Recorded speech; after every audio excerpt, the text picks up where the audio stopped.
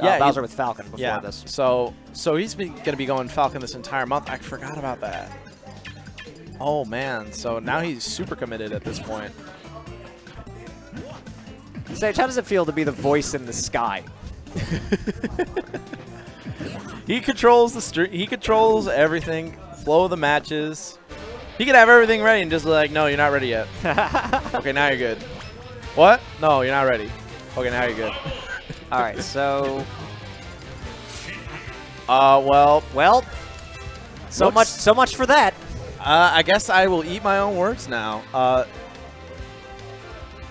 So, I mean, not surprising because that match that he had with Seabass.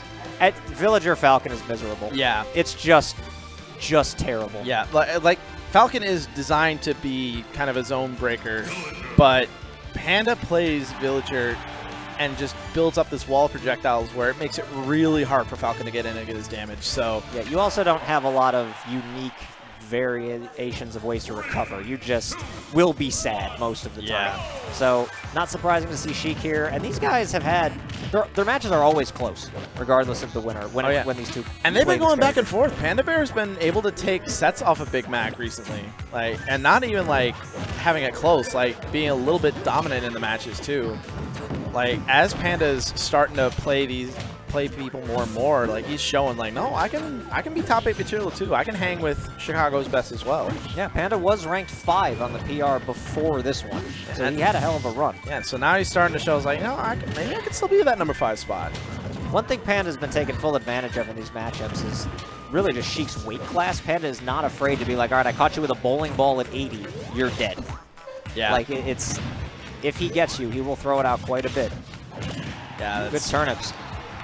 Yeah, it's really easy to kill Sheik early at that percent. If you have a move that's hard hitting like that, there was barely any DI on that throw. That pivot grab went so far. That looked like Bowser up in this game. Well, one thing that I've actually noted that a lot of villagers kind of like to imagine the grab is, like, villagers grab is not the best, but one thing that helps a lot of villagers land that grab is they treat the net like a tether, which if you look at villagers grab, that does make a little bit of sense, because it kind of does have some of the properties of a tether, but it's not exactly tether-like.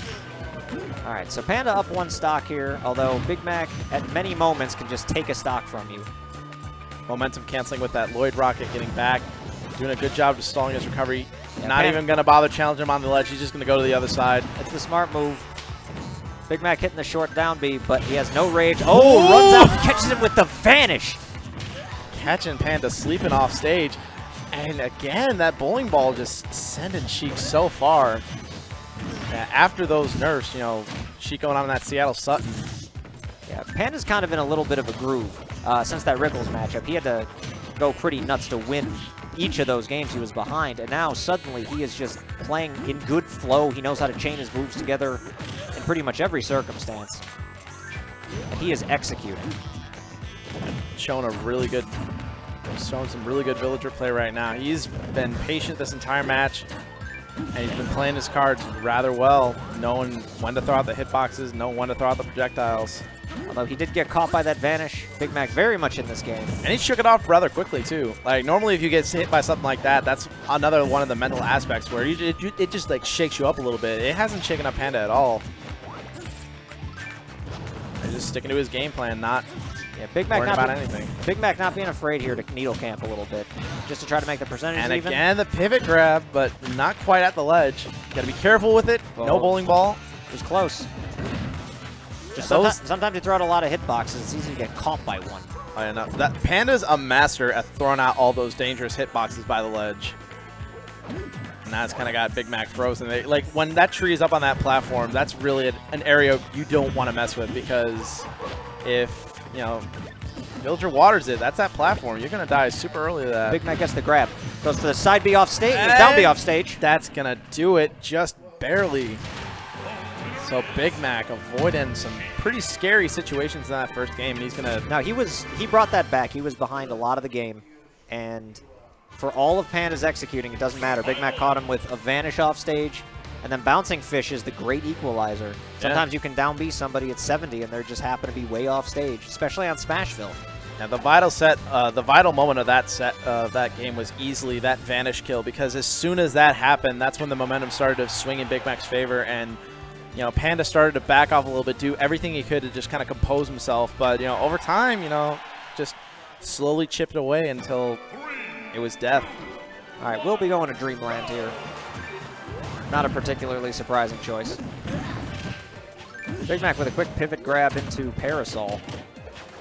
Coming out aggressive here with his character. Yeah, Big Mac evening it out real fast.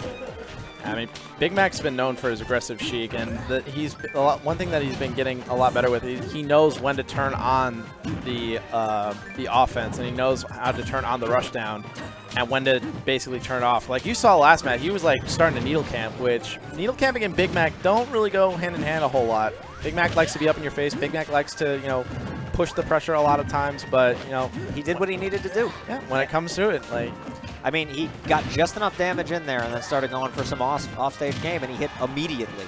Cashed in for a 1-0 lead in this set.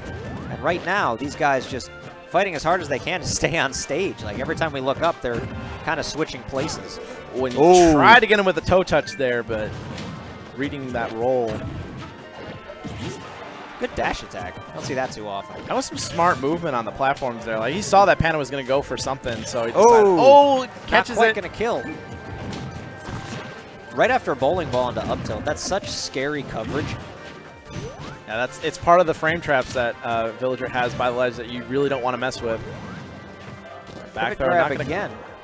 And again, the up tilt. That's going to close out that stock. That was basically 4 consecutive excellent offstage reads. Yeah, and Panda's been getting that up tilt kill a lot in this set. Like, he's been calling out Big Mac at the ledge, and it's been paying off for him a lot. Yeah, he doesn't fish for it too often, but that usually works as a result. Yeah, because it's one of those moves where it's so laggy. If it misses, then that's a huge commitment, and it can end up with a huge punish or even a stock. Good fair, not quite gonna kill. Finally. Yeah, down there a little bit. Okay, I thought he had another Lloyd Rocket ready to cancel the momentum, but not quite. So this is back to an even game. Yeah, that was the first time. Dreamland finally coming in handy for Panda's Villager, because there were a number of moves that he had that first stock that would have killed on almost any other stage. And right now, Big Mac is starting to find the gaps in the walls, starting to get that percent up and run away with the lead. But once Panda gets that percent lead, then he's just going to go right back to that ledge. See, that the thing is, even if you have stage control, Panda doesn't mind if he doesn't have center, because he plays just as good by the ledge as he does in center stage.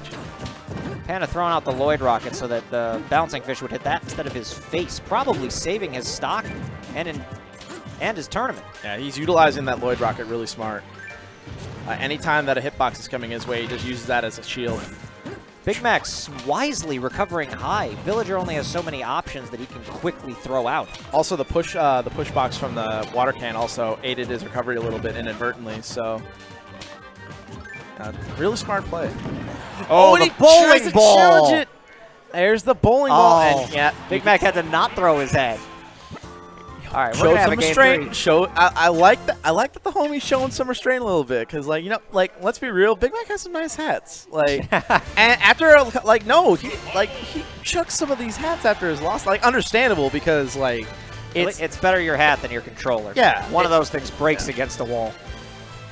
Still, like, you want to keep the hat fresh, man. Like, those things are hard to clean. Like, all right, we're gonna have a game 3. It looks like on Town and City. All right, liking the counter pick. A little bit more close quarters in terms of blast zones, but that platform, the main stage, it being as big as it is, gives Sheik plenty of room to run around, and this is probably going to be where we're going to see a more passive-aggressive Big Mac. Instead of going in for aggression and finding the windows, just that one hole that he needs in the wall to get in and get the damage. Instead, he's going to just play poking, just not going in for any sort of big approach. He's just going to rely on his pokes and rely on just chip damage. Yeah, to be honest, I like the counter pick quite a bit based on the way the last 2 games went, because they've been so aggressive, because Big Mac has barely lived through a number of hits. Shorten the stage if you can, although not quite killing Villager. That can easily go against you as well, especially against a character like Sheik. He tried to get that up there, but not quite. Panda DIing out of it. Oh, almost snuck the bowling ball through the platform. Almost just dropped it right on his head. Oh, and he tried it again. He had that roll read, but no, sir. Oh, my God. This feels like a wrestling match that's all finishers. Yeah, everybody kicking out at 2. Cena versus Reigns. Good bouncing fish. Not quite going to kill. I like the grenade on the platform to kind of discourage Panda from going up high like that. Because most of Panda's recovery has been low, and he hasn't been experimenting with high. So he knows that with the platforms that Panda's going to start experimenting with those options a little bit. Smart roll-up. Got through both of Panda's frame traps there. This is the real struggle, because once Panda gets a good read on your landing, he knows how to punish it. Bowling ball, that's not going to work. Goes for it again.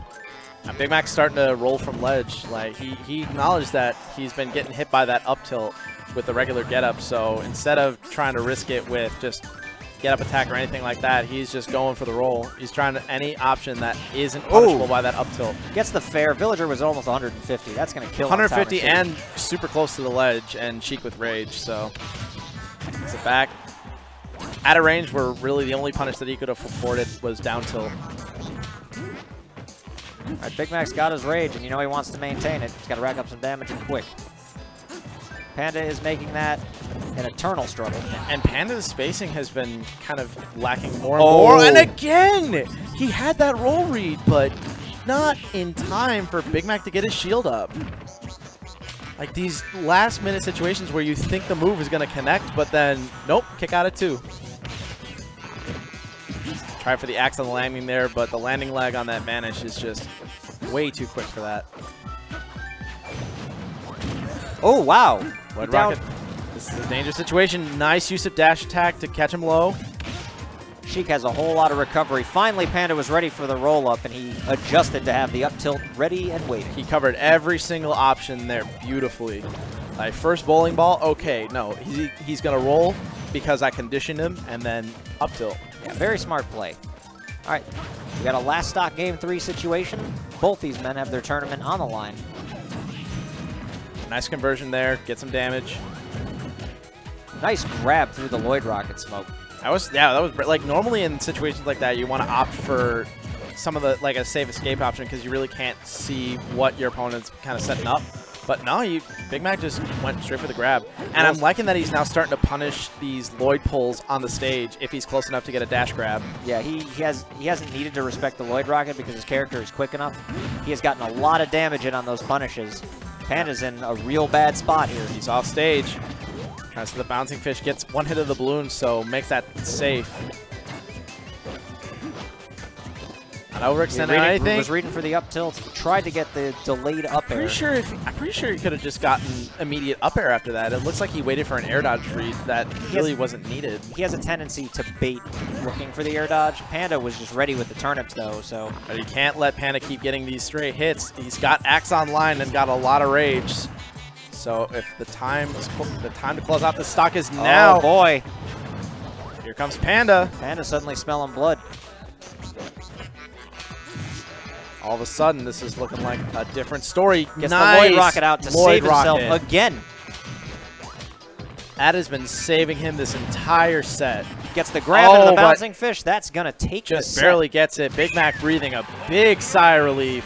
That was a real close set. He's going to be moving on. But Panda placing it 7th to 9th. Not that bad, and he definitely kept it close. So yeah, Panda had some rough matchups just to get that far. Had to go through Rickles' Cloud, which was playing real clean. Yeah. Almost took that set from Big Mac, but could not quite pull it off. Big Mac advances to losers' quarters. Panda will go out in 7th place. And what will we